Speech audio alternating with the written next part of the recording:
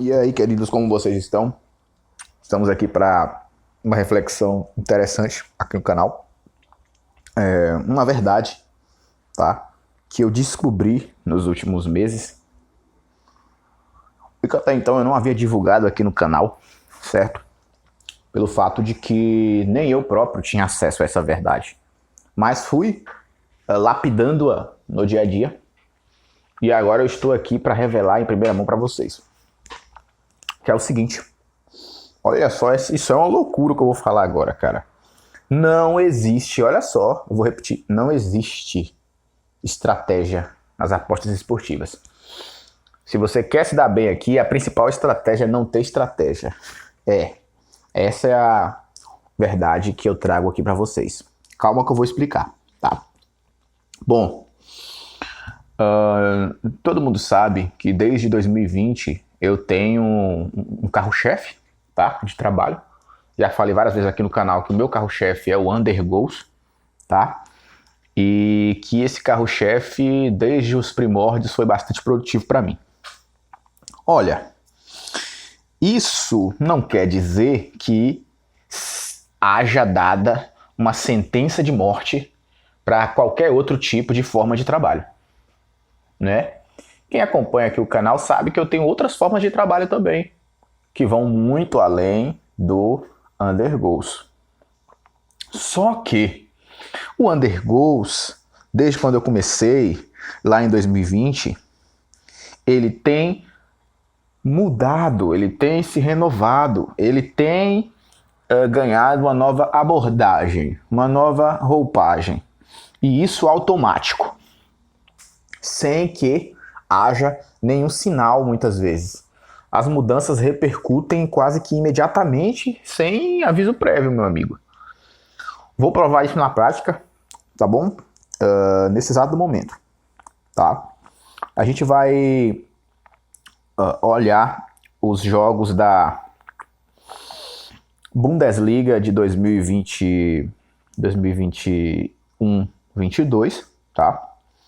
Para que eu mostre a vocês uma coisa e vocês vão entender o que eu tô querendo dizer. Undergoals. Aqui, 3 minutos de acréscimo no jogo, que estava 5-0, um jogo resolvido, tá? Isso foi agora em 2023, tá certo? 2023, 5-0 Bahia, jogo resolvido, árbitro deu mais 3, saiu o sexto gol, tá bom? Só que agora a gente vai se reportar a temporada... Desculpem, eu não sei porque o aplicativo deu esse bug aqui, me mostrou um jogo de 2023, sendo que eu queria mostrar para vocês um jogo de 22, tá bom? Mas foi melhor ainda que eu já adiantei um pouco do que eu vou falar aqui sobre a estratégia Undergoals, tá? Vamos pegar aqui Bayern de Munique e Werder Bremen, que é também da temporada 22-23. A gente teve Bayern e Mainz 05, também temporada 22-23. Esses jogos aqui é porque o aplicativo não tá marcando, mas tiveram acréscimos. Mainz 05 versus Bayern teve 3 minutos de acréscimo. Bayern München Werder Bremen teve 2 minutos de acréscimo. Bayern de Munique Fribourg, também pela Bundes. Esse jogo, salvo engano, ele não teve acréscimo, mas foi uma das raridades ano passado. Durante a temporada 22-23. Só que, quando a gente se reporta à temporada 21-22, olha só, quando a gente se reporta à temporada 21-22, a coisa muda completamente.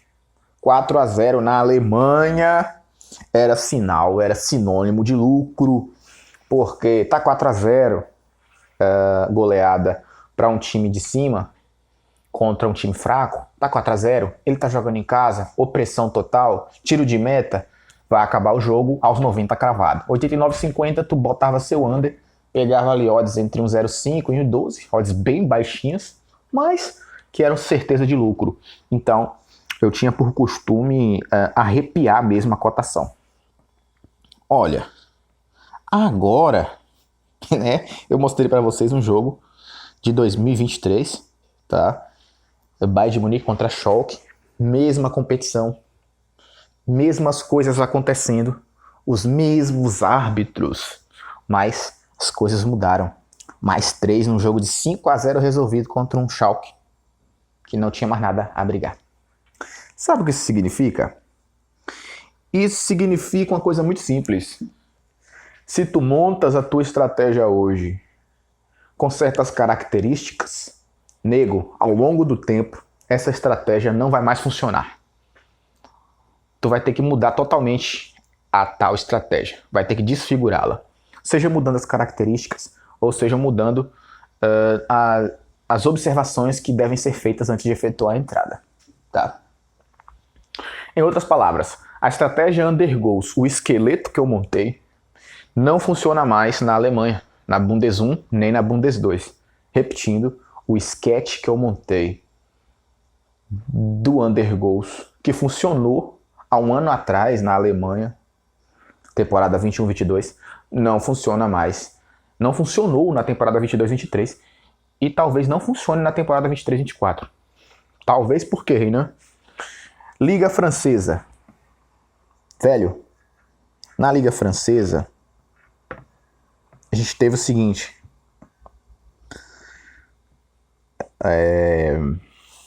Deixa eu me situar aqui na argumentação que eu vou expor para vocês, tá?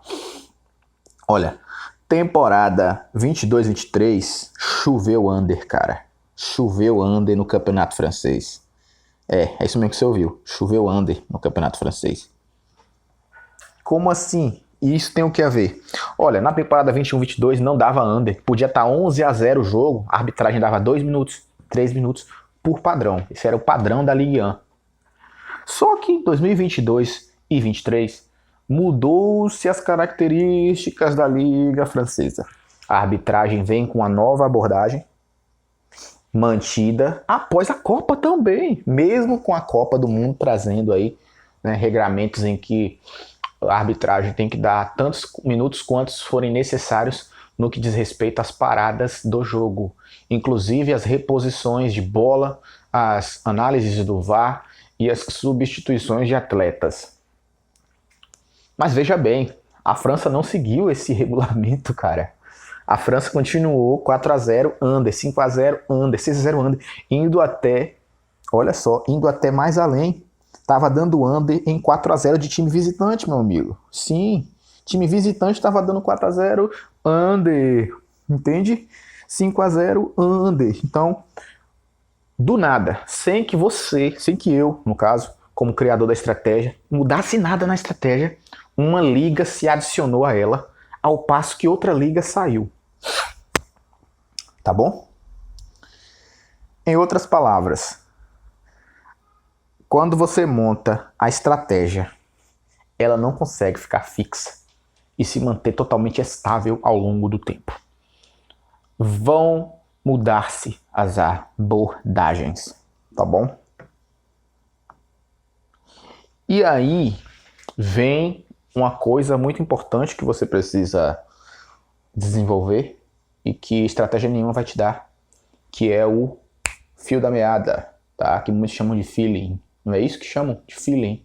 Pois é. Vamos chamar aqui de fio da meada, porque são os brasileiros, tá bom? Essa capacidade, essa perspicácia de enxergar detalhes é muito importante. Muito importante. Porque ela é muito superior e muito mais produtiva e útil do que criar uma estratégia, né? Como eu posso dizer, mecanizada. Porque a estratégia mecanizada ela não vai te dar os retornos desejados, meu amigo. Viu? Quer ver uma coisa? Eu postei aqui em 2022, aqui no canal, olha só como é bom a gente falar sobre as coisas, um vídeo em que eu falei estratégia do líder contra o vice-líder. Quem lembra desse vídeo? Ou se você não lembra, pode olhar no playlist do canal que você vai ver esse vídeo. Estratégia do líder contra o vice-líder, em que o vice-líder é um time de alto apelo e não só de torcida, como também midiático, e os resultados precisam acontecer para que aquele campeonato se mantenha dentro de uma caixinha chamada caixinha de espetáculo. Quem lembra, desse vídeo sabe do que eu tô falando, ou quem já assistiu, tá? Bom, ontem aconteceu o jogo entre Palmeiras e Botafogo, tá? Hoje, segunda-feira, hoje dia 26 de junho, tô gravando esse vídeo. 25 de junho de 2023 a gente teve o jogo entre Palmeiras e Botafogo. Jogo perfeito para que se aplicassem as miscelâneas que eu passei nesse vídeo. Para que se aplicasse uma aposta. Ou em Palmeiras seco, ou em Palmeiras empate nula, ou em Palmeiras duplo. Resultado, o Botafogo venceu o Palmeiras. Por que eu não fiz essa aposta e eu não recomendaria a confecção dela? Primeiro, existe um detalhe muito importante aqui. O campeonato começou agora. Ou seja, você precisa olhar se a liga é do tipo em que o time pode tropeçar contra outros times, ou se só os confrontos diretos decidem aquela liga. Exemplo, Estrela Vermelha e Partizan na Sérvia. Se o Estrela Vermelha perde 2 jogos pro Partizan, ele tá fudido. Ele tá fudido porque ele perde o direito de tropeçar contra qualquer outro adversário, entende? Ou seja, dentro daquela liga, posso perder para todo mundo, menos pro Partizan. Posso empatar com todo mundo, menos com o Partizan. Slavia Praga, na República Tcheca. Slavia Praga perdeu o campeonato por quê? Perdeu 2 jogos em casa pro Sparta, entende? E o Sparta foi campeão. Ou seja, se você está apostando numa liga em que o líder contra vice-líder é o confronto, o vice-líder é o fodão do país, e se ele tropeça nessa partida, acabou o campeonato, aí sim essa aposta é válida. Aqui não. Aqui não. Palmeiras e Botafogo, o campeonato começou agora, primeiro lugar. Em segundo lugar, a gente tem o problema de que o Botafogo não tem elenco, peças de reposição. O time titular do Botafogo é fantástico, mas o time não tem banco. Se Tiquinho Soares machuca, entra quem? Sabe? Se o meio-campo perde a força, digamos, não tem um Tietê, não tem um Patrick de Paula, entra quem? Se Victor Cuesta machuca, quem substitui Victor Cuesta? Então veja só, o time não tem peças à altura do seu time titular. O time titular é magnífico, mas o time reserva não consegue acompanhar. Palmeiras tem elenco compatível com isso que eu estou falando. Flamengo tem um elenco compatível com isso que eu estou falando. Atlético Mineiro talvez tenha um elenco compatível com isso que eu estou falando, mas a temporada do Atlético Mineiro já acabou, praticamente. Já está de férias, praticamente. O time não tem nenhum objetivo mais na temporada, apesar de estar classificado aí para mata-mata de Libertadores. E está indo bem no Campeonato Brasileiro. Está indo bem, desculpa. Está indo mal no Campeonato Brasileiro, mas o Campeonato Brasileiro começou agora. O Atlético Mineiro não tem mais objetivo na temporada. Olha, em outras palavras, o Botafogo não é o principal candidato ao título do campeonato. Palmeiras e Flamengo são. Hoje, Palmeiras e Flamengo com 22 pontos a 8 pontos do Botafogo. Mas, ainda assim, Botafogo não é o principal candidato por causa disso. Porque uma hora vai ter um jogo de um Botafogo e Bahia, com o Botafogo desfalcado, o Botafogo empatar em casa com o Bahia da vida. Vai ter um jogo, Botafogo fora de casa, Botafogo desfalcado toma uma porrada de um Cuiabá da vida. Ou de um Goiás, ou de um América. Então, esses detalhes vão fazer a diferença no segundo turno. A gente vai ver Botafogo perdendo ou empatando contra times de baixo da tabela. Tá? Em outras palavras, o que eu passei em 2022, estratégia de vice-líder contra líder, não era uma coisa para ser fixa. Não pode ser uma coisa engessada. Tem detalhes que você precisa enxergar, tá? Eu passo em primeira mão para vocês um jogo em que eu perdi rios de dinheiro nesse jogo. Né? Literalmente eu perdi rios de dinheiro porque deixei passar um detalhe. Para encerrar o vídeo, para o vídeo não ficar tão longo, tá? E vou chegar à conclusão também já já. O jogo do Ararat e Armênia. Ararat pegou o Clube Noir. Clube Noir já sem objetivo na tabela. Na data do jogo. Clube Noir sem nenhum objetivo na tabela, meu amigo. Nenhum objetivo. Time rebaixado já. Rebaixado não, mas classificado para os playoffs do rebaixamento, vamos dizer assim. Galera, teve um momento em que o duplo do Ararat chegou a 1,12. 1,12. time jogando bem, amassando total, sabe? Isso foi ali por volta do minuto 19, minuto 20. Efetuei a primeira aposta. Beleza, tomou o gol, empatou bem rápido. Ao fim do primeiro tempo, eu efetuei mais uma aposta bem gorda, bem alta no Ararat. Sabe o que aconteceu? Acabou o jogo, 2-1 no ar. Mas agora eu vou te passar o detalhe que eu, no dia que fiz a aposta, eivado pela pressa de ganhar dinheiro, ou seja, pela ganância, acabei perdendo dinheiro em vez de ganhar. Porque não prestei atenção no detalhe. Sabe qual é o detalhe? Rodada de número 35, Pionik, Yerevan e Urartu jogavam uma partida direta. E essa partida direta eliminava do Ararat Armênia qualquer chance de título. Mesmo ainda na rodada 34, quando o time pegou o clube no ar. Ai, ai. Só esse detalhe foi o suficiente para eu arrebentar e perder uma boa quantia de dinheiro. Deixa eu passar um único detalhe. Lembra que eu falei do feeling? A conclusão é essa. Muito mais importante do que qualquer estratégia. Olha só. É o feeling, o fio da meada. É aquele algo a mais que você enxerga que os outros não enxergam. Entende? Matematicamente, o Ararat Armênia estava a 4 pontos do líder e a 3 pontos do vice. Se vice e o líder empatavam, um ia para 5 de vantagem e outro 4 sobre o Ararat. O Ararat ganhando diminuiria para 2 pontos a distância do líder, torcendo para o líder perder na última rodada. Aí eu mostro para você. Vocês acham que a porra do líder ia perder na última rodada contra uma porcaria de time? Que na época foi o FC Arará? Uma porra que ia, né? Perder pro FC Arará na última rodada? Claro que não. Com o time sub-20, o Urartu, que já era campeão desde a rodada 35, empatou ainda com o FC Arará. Então não fazia o menor sentido você esperar um tropeço desse. A única hipótese seria de um escândalo de armação de resultado, que foi o que aconteceu na Bielorrússia na temporada passada. Inclusive deu escândalo, foi investigado. O Soligorski, que estava na máfia, o Energetik BGU, que estava na máfia, e os 2 times que venderam o resultado, os 4 foram punidos, tá? Pra quem não lembra, a gente tinha o seguinte: o Energetik estava 2 pontos à frente do Soligorski na penúltima rodada. O Energetik jogava em casa, tá? Assim como o Soligorski. O Energetik tinha vantagem no confronto direto, ou seja, só a derrota do Energetik era o que daria o título ao Soligorski. Só que o Energetik pegava um time de baixo da tabela. 14º, 15º colocado. Sabe o que aconteceu? O Energetik tomou 4-1 dentro de casa. Normal isso? Não. O time abriu pagando 1,10, 1,11. Em algumas casas estava até 1,12. O time tomou 4-1 dentro de casa. Normal? Claro que não. Descobriu-se que foi máfia. Então, quando você vê um time muito fraco, muito forte, perdendo para um time completamente desequilibrado em reta final de campeonato, pode saber, porra, houve manipulação de resultado ali.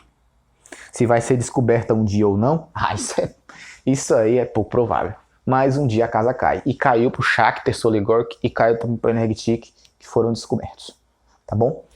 Mas, nos atendo ao tema do vídeo, a melhor estratégia que se pode ter é não ter estratégia. Para você que fica me perguntando nos comentários, Renan, fala uma estratégia aí, Renan, qual a sua estratégia principal? Pois é, as estratégias devem ser apenas nortes, né? Deve ser aquela bússola que você utiliza para se referenciar no espaço e no tempo. Tá certo? Se você tem uma estratégia Anders, tem estratégia de duplo casa, duplo fora, duplo favorito, ou handicap de reação e tal, não importa. As estratégias são bússolas, são norte de como você vai caminhar, tá certo? Não são uma receita pronta. Então, Renan pode passar para você hoje 3 estratégias. Você aprendê-las à risca, mas vai faltar o que eu chamei de fio da meada e que você chama de feeling. Uma hora vai faltar, porque isso é muito individual, isso é muito impessoal e intransferível, tá? O feeling. E é ele que vai dizer se aquele jogo que você fez, aquela aposta que você efetuou, foi certa ou foi errada. Tá? Você vê que um detalhe que o meu feeling não captou no jogo, na partida do Ararat Armênia, me custou uma boa grana. Assim como a falta de feeling para quem foi Palmeiras e Botafogo custou uma boa grana. Tá? Assim como o excesso de feeling pode te prejudicar em alguns casos nos quais você se torna extremamente metódico. Por exemplo, ontem Santos Flamengo, né, eu tenho até uma piadinha que se o Flamengo paga mais de 2, ele não ganha. Eu tenho essa piadinha aqui. E essa piadinha foi a que me deixou inseguro para efetuar uma entrada Santos-Flamengo ontem. O Flamengo chegou a pagar 1,44 no duplo, tá? Vitória do Flamengo 2,45, chegou a bater 2,45. Mas esse excesso de cuidado fez com que eu não entrasse na partida. Odd maravilhosa. O Flamengo venceu a partida, jogou bem e tal. Então, o excesso de informações te prejudica. A falta de informações também. Quem equilibra tudo isso? O feeling, o fio da meada, o algo a mais. Tá certo? Conclusão do vídeo. Não adianta seguir uma estratégia à risca, porque vai ter jogos em que ela vai fugir das estribeiras, tá certo? E você vai ficar sem entender nada o porquê aquilo aconteceu. E quem vai te salvar disso, na grande maioria dos casos, é o feeling, que é a sua habilidade de enxergar um pouco mais, enxergar além das letras frias da estratégia. Em outras palavras, feeling maior que estratégia em qualquer hipótese, tá bom? Mas, óbvio, só feeling, sem estratégia, você vai ficar perdido, sem eira nem beira, e você precisa de estratégias para